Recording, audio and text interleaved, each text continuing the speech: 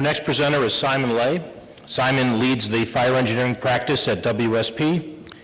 He is also a co-chair of the CTBUH Working Group on Fire Safety. Please join me in welcoming Simon. Thank you.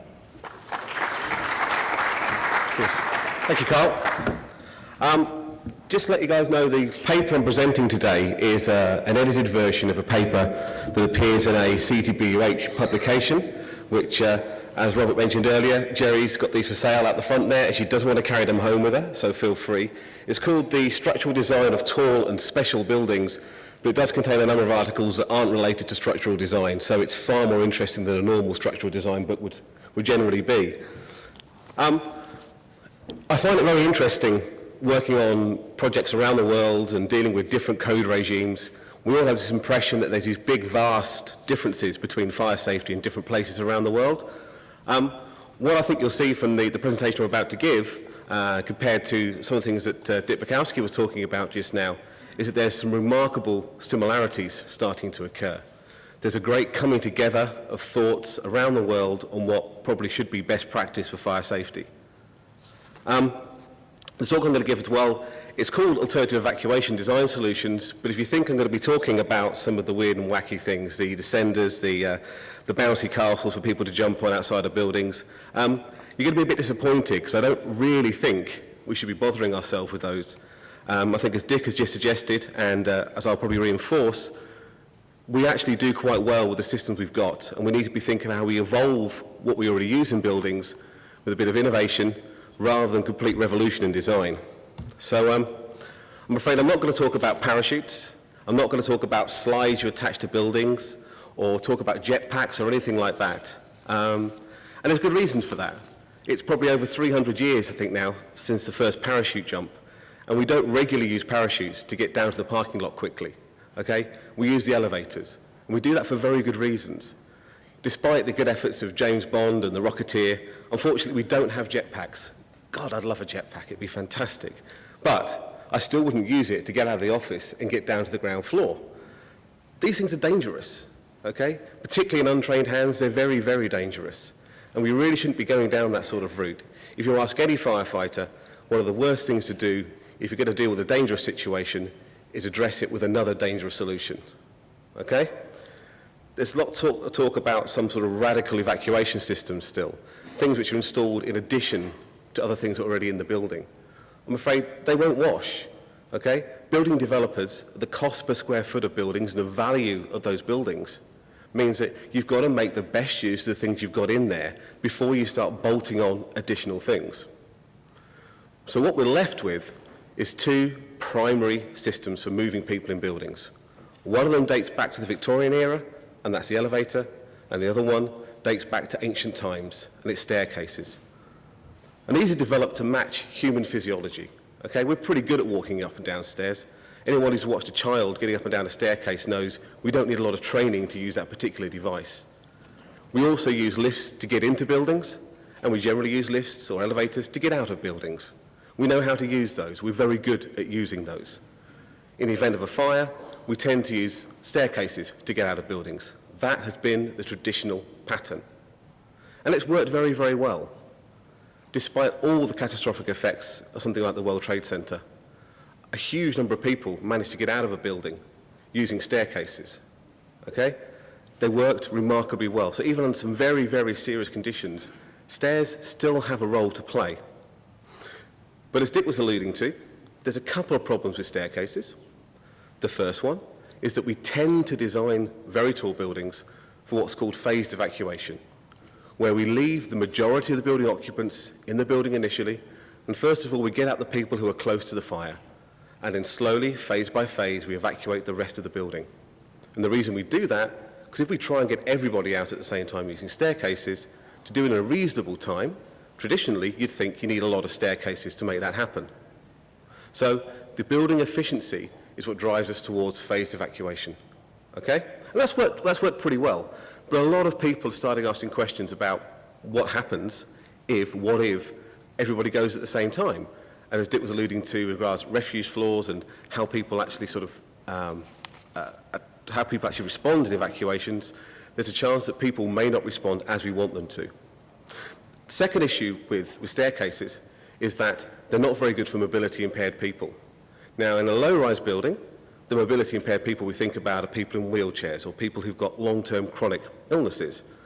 When you start talking about very tall buildings, you need to widen out your thoughts on what you call a mobility impaired person.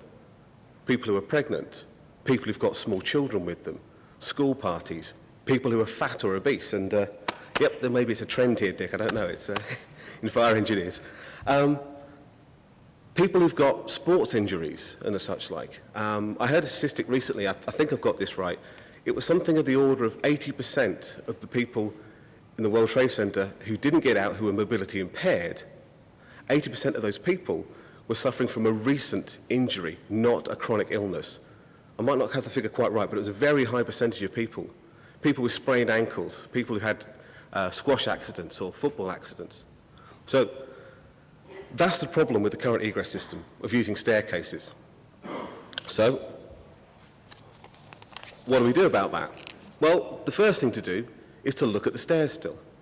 We don't have very good methods of working out exactly how long it should take to completely evacuate a building.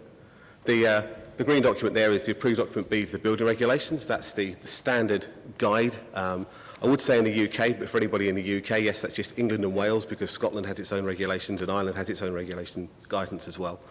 But that's pretty much the benchmark that we use. And that gives us escape provisions based on roughly getting everybody into the stair calls in about 2.5 minutes. But it doesn't tell you how long it should take to get everybody out of the building. And that's a problem. We can use advanced computational models, we can look at the crowding on staircases, we can work out just how crowded the stairs will be, and we can work out how long it will take to get people fully out of a building. But there's a missing piece, and this is the benchmark against how you should measure the building, how you should measure the building performance in those situations. So one of the reasons for writing the paper for the CTBUH was to come up with some rough figures for this, and you'll be pleased to see they're not a million miles away from the sort of figures that Dick Bukowski was putting up just now. We're suggesting that if the building is designed for simultaneous evacuation, then you should be able to get everyone out in half an hour. Now, that's not likely to be the case for a 100-story building. But we said the building's designed for phased evacuation, then for something up to about 50 stories, you really ought to be able to get everybody out within an hour without actually adding extra staircases and such like. And again, a similar figure to one Dick had up there, 90 minutes should be the longest evacuation time. Now, just using staircases alone, that's a very, very difficult target to meet. And in some cases you might do it, you might have enough staircases for various reasons, but to be honest, that's unlikely to be the case for very high-rise buildings. And instead, that's why we start to look at things like elevator escape. Now, we're quite used to looking at elevator escape for things like imminent catastrophic events, which seems to be the current terminology for earthquakes, terrorist attacks and the such like. And that's a pretty common thing to do. But to use them for fire escape, there's still a certain amount of concern about that. There's still signs on the elevator doors that say do not use in the event of fire, and there's a bit of psychology to go through there. What we set out in this table to create was some guidance on where we thought elevators might be useful for escape and what sort of buildings we felt they should form an essential part of the escape plan. And this table takes into account a number of factors. It takes into account, for example, the likelihood of having large groups of mobility impaired people in that wider category sense. It takes into account just how long you can take to walk down a building and how big the buildings might be. It takes into account the fire resistance levels of the buildings as well, and takes into account also the likely ratio between occupants and number of staircases. So something like a hotel building, the evacuation isn't really that dependent on the size of the number of staircases. It's more dependent on, for example, people who are, the delay between people waking up and getting out. So you don't tend to get a lot of crowding. Now, this is not cast in stone, and there's no suggestion that this should be a complete Bible for how and when people should use elevators for escape. It's there to provide some interesting guidelines, some benchmarks, but if you're going to start using elevators for escape, I personally think we should be using them as part of a proper, engineered, risk-based solution. And we should be looking at the real hazards in the building and working out whether it's going to provide value and whether it's worth doing. Some of the practicalities of designing for elevator escape. As Dick mentioned, we have some good guidelines for the actual physics and the dynamics of the systems. We're able to design the mechanics of lifts and elevators to, whether it's a guide to firefighting lifts, the British standard, or whether it's the guide to mobility impaired lifts. We have systems there, and as Dick suggested, we need to think about power supplies, think about control systems and the such like. There's an essential element that goes along with lift evacuation or elevator evacuation, and that is you need a refuge space because people are going to be waiting for the elevator. And as shown in the drawing from the World Trade Center, the new World Trade Center, you need to connect the lift lobby, the elevator lobby, to a staircase. You need to make sure that you have adequate communication, which could be electronic systems, it could be text systems, it could be trained staff.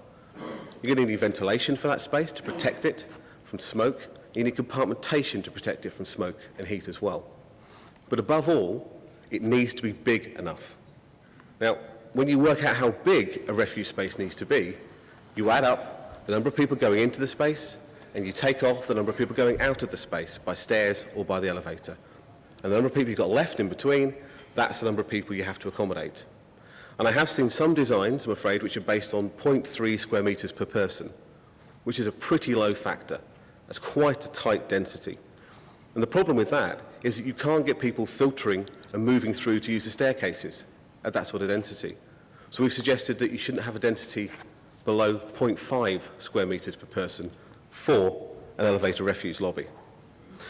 One of the problems that people have sort of put up against using elevators for escape, and developers have suggested, is that, well, it's going to take up extra space. I need this refuge lobby. It's going to be really big and really cumbersome. Well, not necessarily. This is an example design solution. It's a 35-story office building. It has protected lobbies. They're ventilated lobbies. It has a firefighting lobby. And the firefighting lobby and the lift lobbies, they all connect to the single stair. Yes, it's a 35-story building that has a single staircase. And the reason it does that is because we're using the lifts as part of the primary escape strategy. It also works because it's a relatively small footprint. And there's a certain demand for this size of footprint in the UK at the moment. We have a legacy of some single stair buildings, generally residential, but by using this approach, we're able to check the occupancy figures, and in fact, everybody can use this staircase at the same time, it doesn't get clogged. But the intention is that we would use the elevators as a primary evacuation route. And that's fairly radical, it's fairly bold, but I was quite surprised in discussions with the approval authorities that actually they were quite willing to entertain this and discuss this philosophy. So, in this particular case, we're getting everybody into the staircase in one go. And this is something we're seeing being requested more and more often. One of the big things we're seeing, and a lot of developers are asking for, a lot of clients, particularly the financial sector clients, they're asking for something called INVAC. Anybody who's not familiar with that, that means keeping the people inside the building and not evacuating them. It's normally used to guard against terrorist attacks, and particularly the type of terrorist attack where a phone call to warn of a bomb or a small bomb is set off to get people out of the building, and then they set off a bigger secondary device. That's the big concern. There's also a big concern from a terrorist attack of flying glass and the such like, and INVAC is designed to put people inside effectively a blast-proof core, which will be concrete or a permanent steel shuttering type system, and leave them there.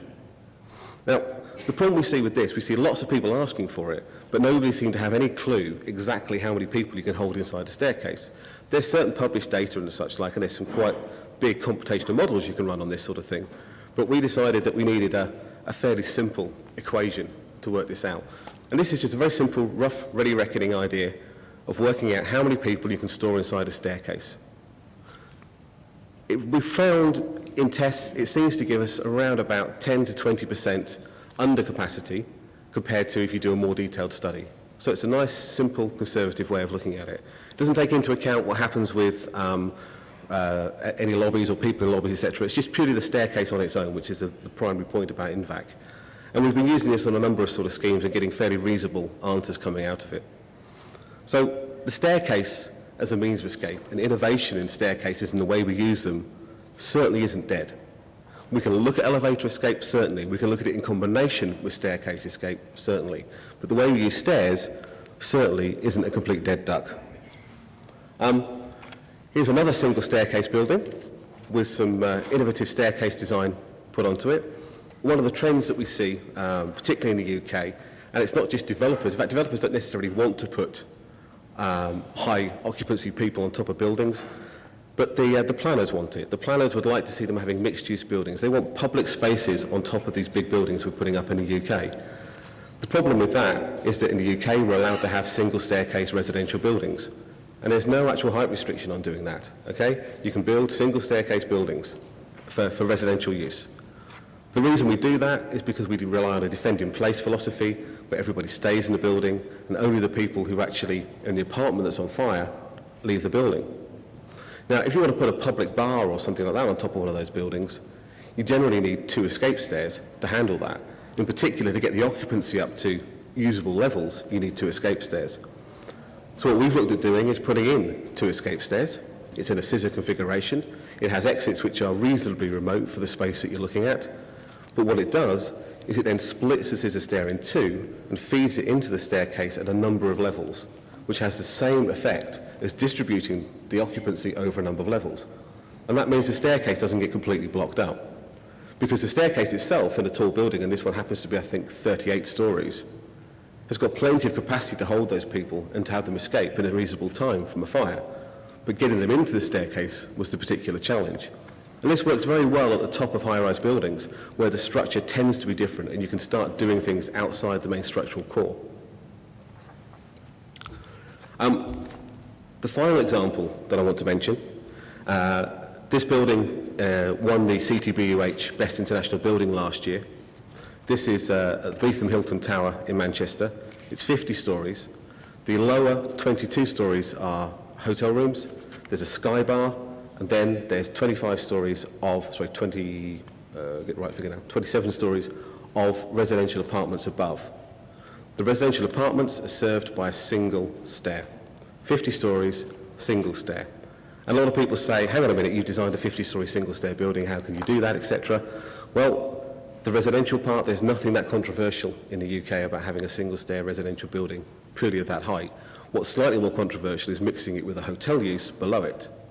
But what we've done, and if you think about some of the things that Dick was talking about just now, hidden behind the bar at level 23.5, which is a bit like something out of a Harry Potter book, is a secret corridor. That corridor links together the 2 staircases that serve the hotel, and the hotel has 2 staircases because of the servicing requirements. The 3rd stair, which is the single stair going to the top, joins that corridor. And when you look at the building plan, it looks like there is 1 stair going all the way up the building, and indeed for firefighter use, that you can go all the way up through that staircase. But at 23.5, that staircase stops, restarts as a brand new staircase, and it's linked together by this transfer corridor. Now what that actually means, if you're a resident in this building and you come down the staircase, if there's a fire in the hotel below, you have 2 options of the staircases to use. So the firefighters are using one of the staircases, you can go into the other one and vice versa. That is radically different to the standard single staircase design, where you have to assume the single staircase is available all the way down through the building. So bizarrely enough, this is actually generally an enhancement over the standard design. To make it work, we had to put other things to make the staircase innovation work. There's a lot of ventilation to the corridors. We don't generally ventilate hotel corridors in the UK. What we did, we put ventilation into those corridors. We put mechanically assisted ventilation in the residential corridors because the more controversial thing about this building isn't the single stair, it's the fact that it has a 21.5 metre dead-end travel distance, which is roughly 3 times what the standard code would allow. And that's been tackled by using a ventilation system that also works with the building stack effect. So what I'm trying to say is that we shouldn't really be worrying about and thinking about these weird or wacky ideas. What we can work with is the tools we already have. They're very, very good tools. They've stood the test of time. And we can evolve those tools, whether it's egress elevators, whether it's doing different things with staircases. And we can still get some very interesting, very safe buildings, some very efficient buildings as well. Thank you.